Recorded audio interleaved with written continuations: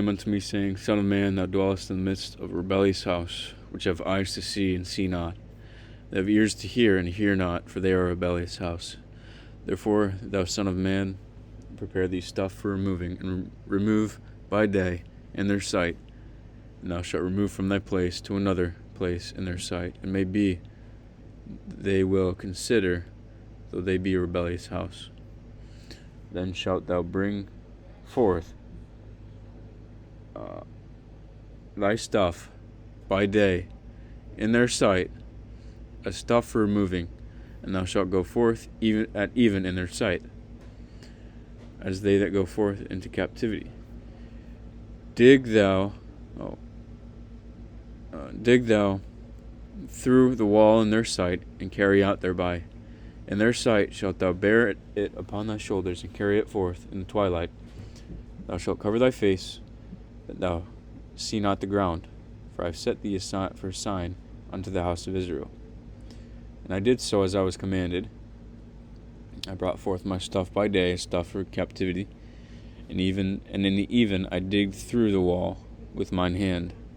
I brought it forth in the twilight, and I bare it upon my shoulder in their sight. And in the morning came the word of the Lord unto me, saying, Son of man, hath not the house of Israel, the rebellious house, said unto thee, What doest thou? Say thou unto them, Thus saith the Lord God, This burden concerneth the prince in Jerusalem, and all the house of Israel that are among them. Say, I am your sign. Like as I have done, so shall it be done unto them. They shall remove and go into captivity. And the prince that is among them shall bear upon his shoulder in the twilight, and shall go forth. They shall dig through the wall to carry out thereby. He shall cover his face, that he see not the ground with his eyes. My net also will I spread upon him, and he shall be taken in my snare. And I will bring him to Babylon, to the land of the Chaldeans. Yet shall he not see it, though he shall die there. And I will scatter toward every wind all that are about him, to help him and all his bands. And I will draw out the sword after them, and they shall know that I am the Lord, when I shall scatter them among the nations, and disperse them in the countries. But I will leave a few men of them from the sword, from the famine, from the pestilence. And they may declare all their abominations among the heathen whither they come, and they shall know that I am the Lord. Moreover, the word of the Lord came to me, saying, Son of man, eat thy bread with quaking, and drink thy water with trembling, with carefulness, and say unto the people of the land, Thus saith the Lord God, of the inhabitants of Jerusalem and the land of Israel, they shall eat their bread with carefulness, and drink their water with astonishment, that her land may be desolate from all that is therein, because the violence of all them that dwell therein. And the cities that are inhabited shall be laid waste, the land shall be desolate, and ye shall know that I am the Lord.